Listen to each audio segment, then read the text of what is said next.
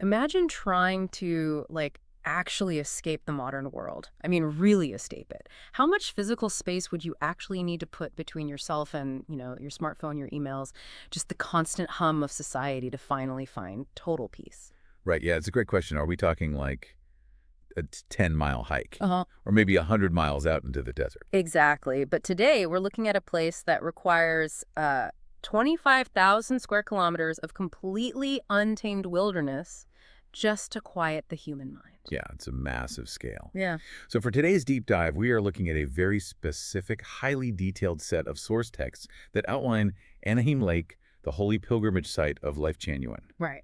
And these documents, they're authored by Swifeng, with the translation edited by Kinyu. And what they provide is, well, it's essentially a twofold map for this immense escape. Yeah, because we get this literal map of a remote wilderness sanctuary, Yeah. right? But then we also get this really profound internal map. The second source is this deeply expressive poem. It's dated August 21st, 2024, and it's titled The Pilgrimage Song of Anahim Lake. And it basically charts the intense psychological journey of the pilgrims who actually travel to this site. So our mission today is to unpack both of those, the physical geography and the spiritual architecture laid out in these texts. And I think it's probably worth establishing our approach right up front for you listening.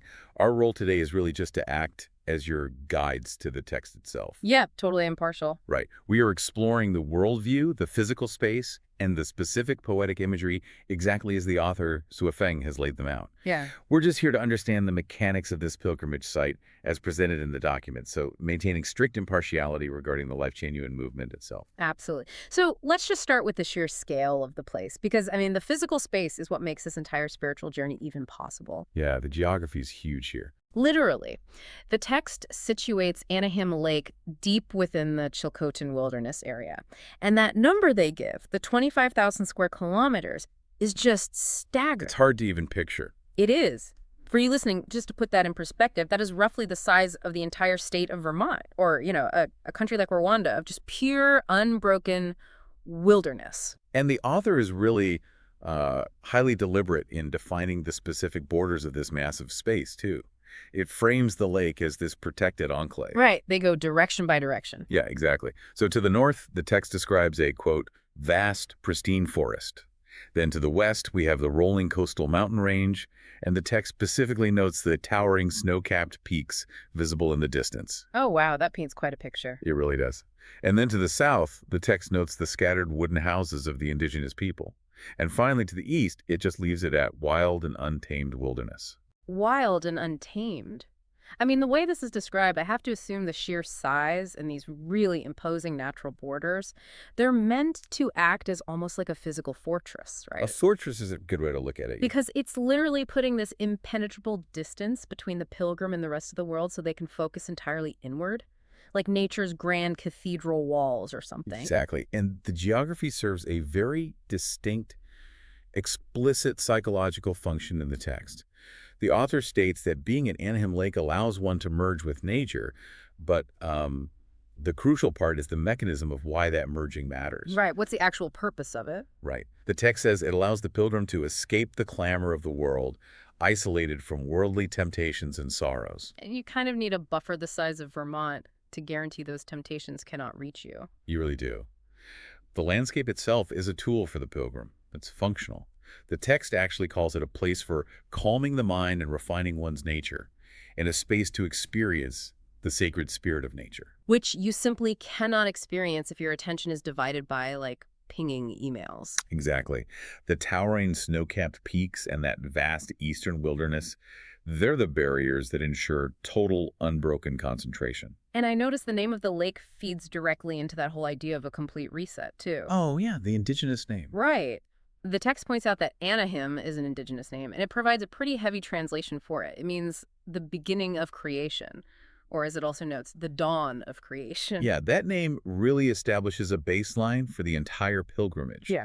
I mean, if your stated goal is to escape the clamor of the human world, the ultimate destination would conceptually be the moment before the human world even existed. Wow. Yeah, so you aren't just traveling through space, you're, like, attempting to travel backward through the accumulation of human history, seeking that absolute origin point. Exactly. But, that actually brings up a massive contradiction in the text, or at least a paradox that really caught my attention when I was reading it. Okay, what's that? Well, we have this 25,000 square kilometer fortress of untamed nature, right?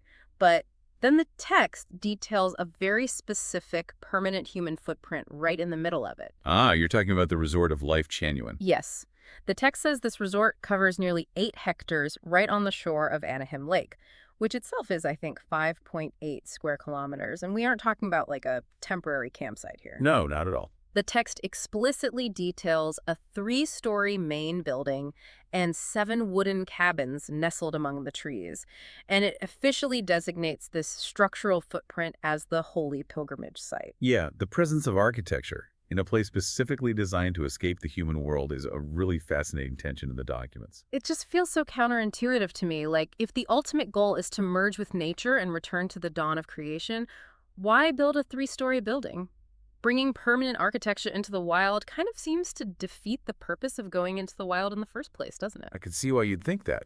I mean, why not just have the pilgrims camp out under the stars and truly merge with the elements? Well, that tension forces us to look closely at what the text actually means by refining one's nature.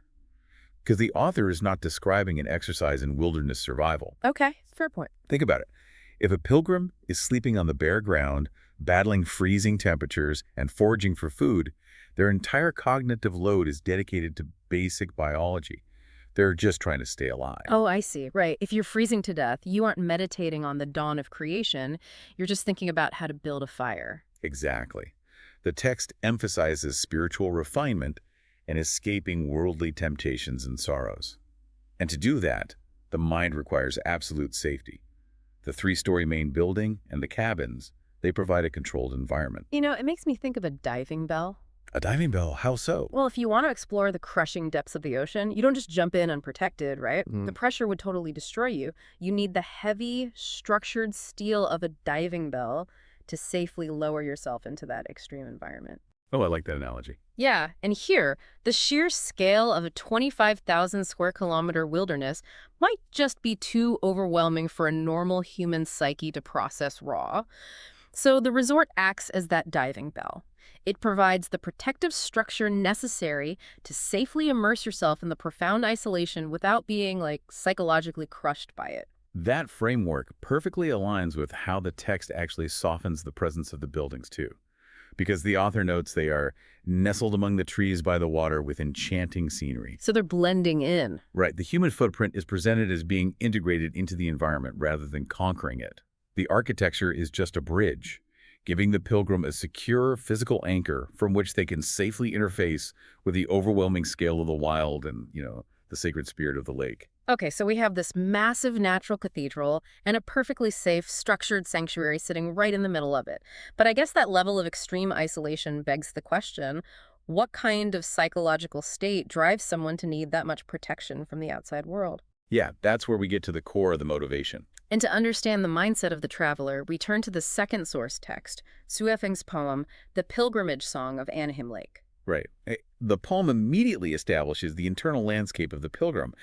And I gotta say, the language is exceptionally stark. It really is. The starting point is not just, a desire for a nice vacation. The text describes a person who is weary of the complexities of the mundane world, tired of the struggles of human life, and crucially, lost in the streets of the world. Lost in the streets of the world. Man, that paints such a vivid picture of modern alienation. It really hits home, doesn't it? It does. It connects so deeply to that urge for an extreme digital detox we talked about earlier. When the sheer friction of existing in society, the careers, the expectations, the endless noise. The notifications. Yes. When it all becomes so heavy that you just want to drop a simple backpack by the door and walk away forever. And while the text captures that familiar modern urge, it actually uses it as a launching pad for a much more profound existential leap. How so? Well, the poem states the pilgrim is ready to bid farewell to worldly splendor and mundane emotions and affairs. So this isn't about stepping away for a long weekend to recharge before going back to the city. It's framed as a complete and permanent rejection of the mundane. Wow. Okay. And this is where the text kind of implies the deeper framework of Lifechanyuan, right? Because it presents the site not as a wellness retreat, but as a crucible for total spiritual transformation. Exactly. The poem says the pilgrim is going to Anahim Lake to elevate my life. And we should definitely point out for you listening, in the source text, the word life in that sentence is fully capitalized. Yeah, and that capitalization is key. It signals a shift from just biological existence to a fully metaphysical state. The author is distinguishing between the daily routine of living and the eternal essence of the individual. Okay, so it's a much bigger game they're playing. Oh, absolutely. The stakes of elevating this capitalized life are revealed in one of the most significant lines of the poem.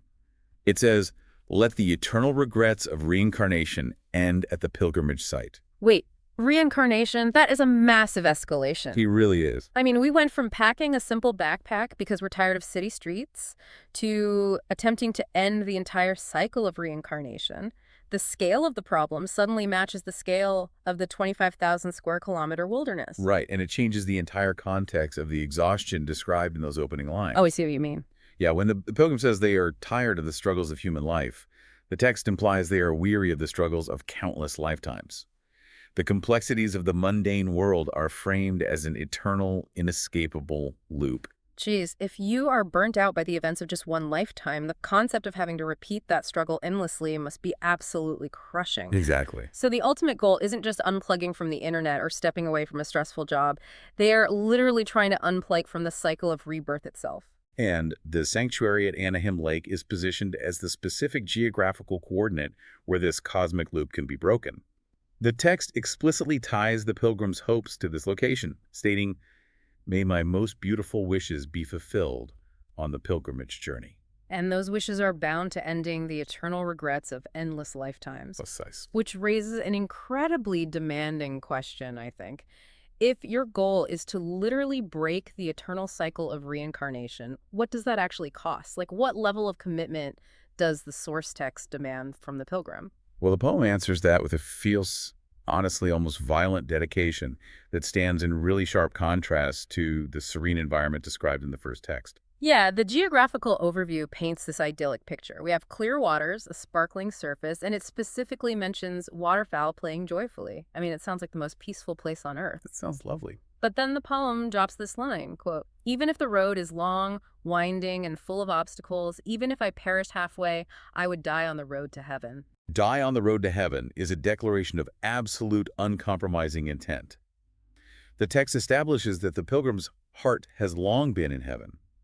So the physical journey across the wilderness to the lake is merely the body attempting to catch up with a spiritual decision that has already been made. But it's incredibly extreme language, like perishing halfway and dying on the road feels so at odds with a quiet cabin by a lake where birds are playing. It seems like the text is setting up a deliberate collision between the internal state of the pilgrim and the external state of the geography. That juxtaposition is entirely the point. It highlights the severity of the spiritual mechanics at play here. Attempting to end reincarnation is presented as this monumental internal battle. A battle, right. The text mentions that the pilgrim must accept the call of the messenger and inherit an ancient call. This requires immense fortitude, with the author writing that the belief in the pilgrimage doubles my courage. So the internal weather of the pilgrim is like a Category 5 hurricane. They are fighting the momentum of countless past lives, trying to just rip themselves out of the cycle of the mundane world. Yes, and because that internal storm is so violent, the external environment must provide absolute unshakable stillness. Oh, that makes perfect sense. Right. The 25,000 square kilometers of wilderness, those towering mountains acting as cathedral walls, the protective diving bell of the wooden cabins, they are all mathematically necessary to balance the internal chaos. You cannot wage a war against the cycle of reincarnation if you're distracted by a notification on your phone or, the noise of a city street. So the peace of the waterfowl isn't just window dressing. It is the necessary counterweight to the pilgrim's internal desperation. Exactly. And according to the final stanzas of the poem, if the pilgrim can withstand that internal storm and utilize the total isolation of the lake, the resulting transformation is spectacular. It really is. The text describes a complete metamorphosis of the pilgrim's spiritual essence. That deep weariness of the opening lines is entirely burned away. The imagery Feng uses here is just luminous. The pilgrim's ultimate wish is for their life to become a rainbow flashing across the sky. They want their capitalized life to become a light piercing the boundless The darkness. journey basically culminates in a state of radiant energy. The text states that through their pilgrimage faith and steadfast spirit, they aim to compose a brilliant chapter of life, emitting the unparalleled radiance of life. I mean, they arrive exhausted, carrying nothing but a simple backpack and the weight of countless lifetimes, seeking the shelter of a wooden cabin. But they leave, or perhaps they transcend as a light piercing the darkness. It's an incredible narrative arc mapped across these two texts. It reveals how intricately the physical space and the spiritual ambition are woven together in the source material. The geography literally makes the psychology possible. It is just a staggering progression to map out. I mean, we started our deep dive today by looking at a macro view of a 25,000 square kilometer untamed wilderness in the Chilcotin region, right? This massive fortress of snow-capped peaks and pristine forests. Right. Then we zoomed into a 5.8 square kilometer lake, clear and ancient. From there, we narrowed our focus even further to an 8-hectare resort, a structured human footprint providing a safe diving bell in the wild. And finally, we zoomed all the way in to the microscopic yet infinitely deep landscape of a single human mind. A pilgrim willing to risk perishing on the road just to break the cosmic cycle of reincarnation and elevate their spiritual essence into light. And I think that progression holds a really powerful mirror up to you, the listener, because even if you have absolutely no intention of packing a simple backpack and hiking into the Canadian wilderness anytime soon, the mechanics of this pilgrimage force us to evaluate our own lives. Oh, for sure. The text demands that we confront our own relationship with the endless clamor of the mundane world. It makes us look at our own modern exhaustion when we feel weary of the complexities or, lost in the streets. We have to ask ourselves what it would actually take to find true purification. We might not be trying to end reincarnation, but what is our personal threshold for leaving the noise behind? Like, how thick do the walls of our own sanctuary need to be? The documents provide a very specific, uncompromising answer to a pretty universal human problem. They really do. And as we wrap up today's deep dive into these texts, I want to leave you with one final lingering thought. It goes back to that indigenous name for Anahim Lake that the text provided, the beginning of creation, or the dawn of creation. Right. If that translation points to the ultimate goal of the spiritual traveler, if it points to the ultimate goal, does a genuine search for peace require us to go backward? That's a fascinating thought. Does elevating our lives demand that we strip away absolutely everything we've built, every convenience, every worldly splendor, every complex identity we formed in the mundane world, just so we can remember what we were meant to be in the first place?